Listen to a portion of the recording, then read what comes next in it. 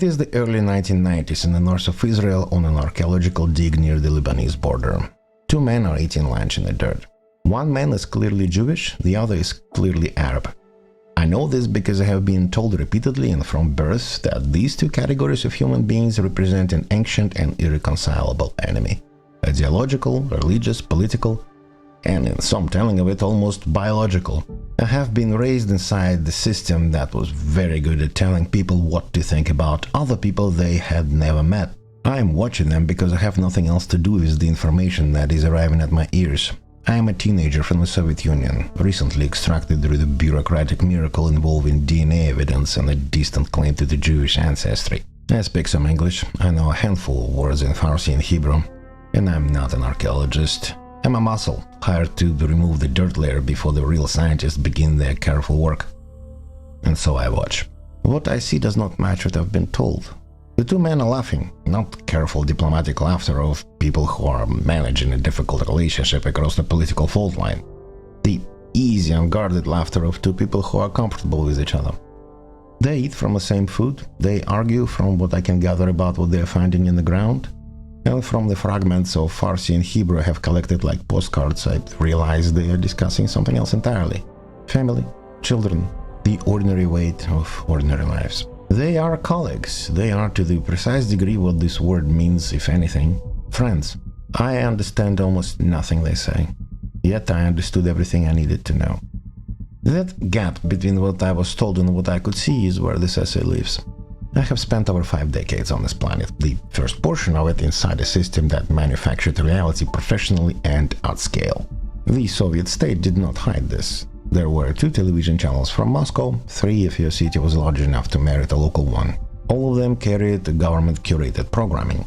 The news was presented as a narrative framed by ideology, and everyone who consumed it knew this and developed the appropriate relationship with it. Not a belief, as it were, but kind of fluent read between the lines. Soviet citizens became sophisticated interpreters of official communication, not because they were smarter than anyone else, but because the propaganda was legible. You knew what it was. You calibrated accordingly.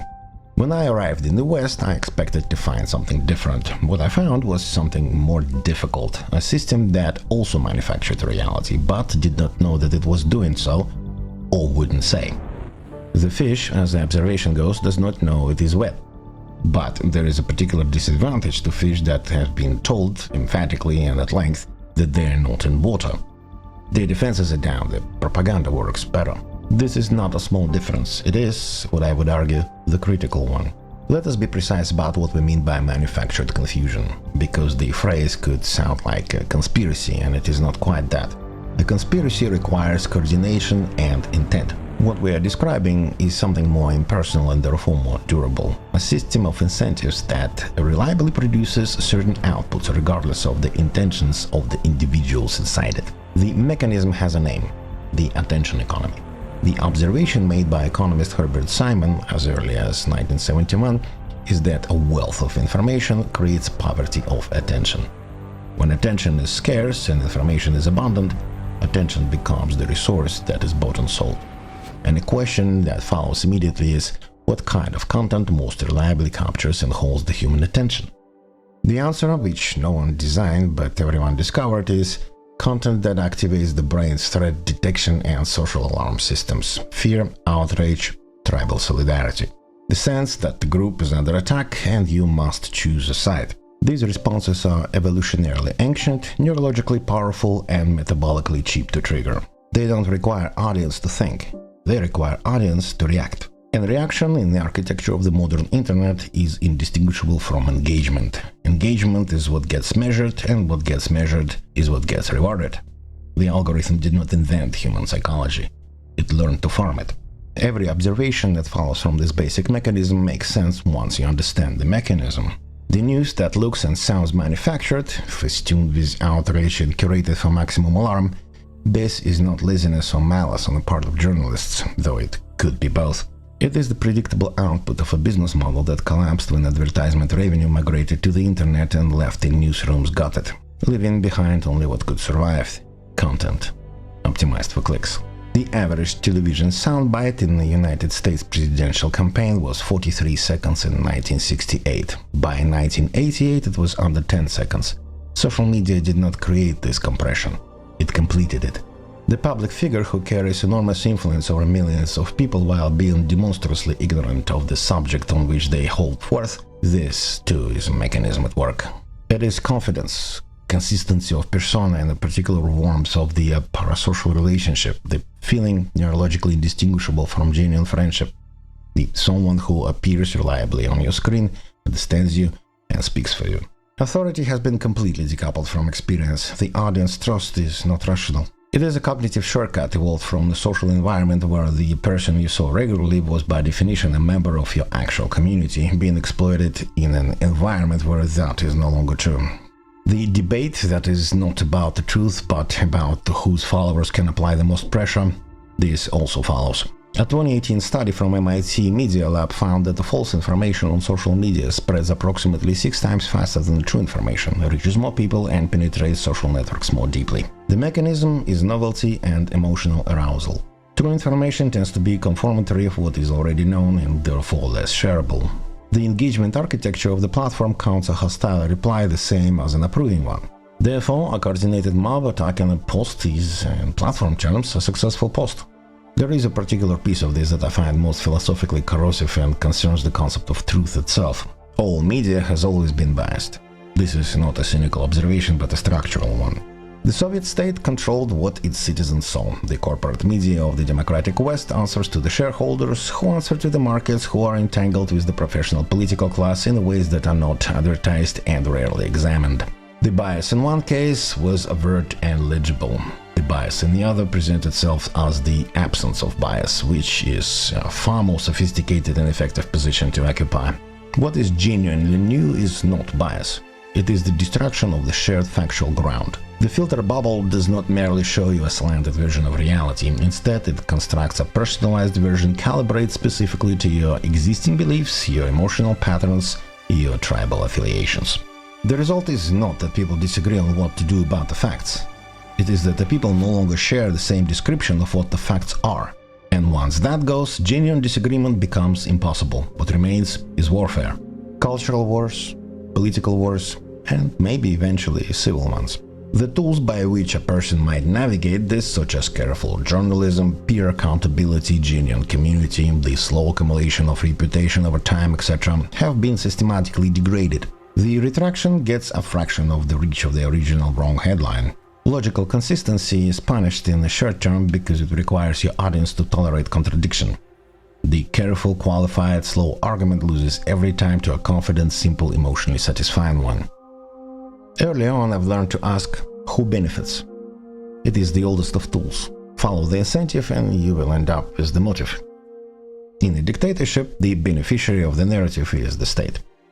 In the corporate media ecosystem, the beneficiary is the shareholder who is in bed with the political class, whose narrative is served by the outlet, whose funding comes from the advertiser. The chain is longer and less visible than the Ministry of Truth, but it arrives at the same place. The difference is that the chain existence can be denied, and mostly is. But the tool has a failure mode. Someone always benefits from any event, including random ones. Cui bono points you towards the right questions, but it does not supply the answers. For that, you need primary evidence, which require time and access that almost no one has. This is not an accident. Complexity itself is a weapon. A population without the hours to investigate is a population that relies on whoever has the platform to tell them what to think. In the early 1990s, in a border town in the northern Israel, there were bomb shelters on every block. They were not decorative. The area received regular missile fire, and the timing, by definition, was unpredictable. I watched people respond to the sirens over time, and I noticed something that stayed with me. The newcomers showed what fear actually looks like. Not performed, not narrated, the whole body signature of the nervous system that has received a genuine threat signal and has not yet decided what to do about it. Specific, involuntary, inconvenient. It arrived at the wrong moment and it disturbed whatever was happening. The long-time residents showed something different. Not fearlessness, they were not indifferent to the danger, but the response had been calibrated by experience. They knew what the statistical reality was, their bodies had incorporated that knowledge and adjusted. They moved towards the shelter quickly and without drama, the way you move towards the umbrella when you see the clouds. I did not learn this from a textbook. I learned it because I was in an environment where language was unavailable to me and the behavior was all I had. Over time, I developed something I cannot entirely articulate in academic terms. A reference for what genuine emotion looks like in a body versus what a performed emotion looks like. They are different. The difference is visible if you know what you're looking for. When I watch the manufactured emotional performance that constitutes so much of what passes for discourse today, the on-camera meltdown, the performed grief, the theatrical outrage, what I am detecting is that same discrepancy. Genuine distress is inconvenient to the person experiencing it. It does not arrive at a dramatically appropriate moment. It does not resolve into a legible, shareable form. It does not know it's being watched. Performance knows it is being watched. That knowing is in the body, if you learn to look at the body. None of this is to say that all suffering is performance or that destigmatizing mental distress is not genuinely valuable. It is. People who suffered alone and in silence for decades found in the early internet language for their experiences in communities that recognized it. That is real, and the value is real. What happened next is the mechanism again. The measurable aesthetic of vulnerability, the vocabulary of clinical psychology, the grammar of self-disclosure, that became a content format with measurable engagement value. Publicize victimhood. The platform rewards it, the audience response reinforces it, and a perverse incentive emerges. The incentive is not to heal, because healing ends the content. The incentive is to remain legibly wounded, because that is what maintains the audience relationship. This is not a moral judgment on individuals navigating an environment they did not design. It is an observation about what environment produces when you put human psychology in content with engagement matrix. It produces what engagement matrix reward. There is a deeper irony here. We have never been more connected as species in the technical sense of the word. Yet, Cigna's loneliness survey, Robert Putnam's research on social capital, and 100 subsequent studies data consistently shows that we have never been more isolated. The paradox resolves when you understand what connection actually requires. It requires dependency, conflict, shared history, mutual obligation, the friction of another person who does not exist for your benefit. None of that is present in the internet follower relationship. None of it is present in the parasocial bond.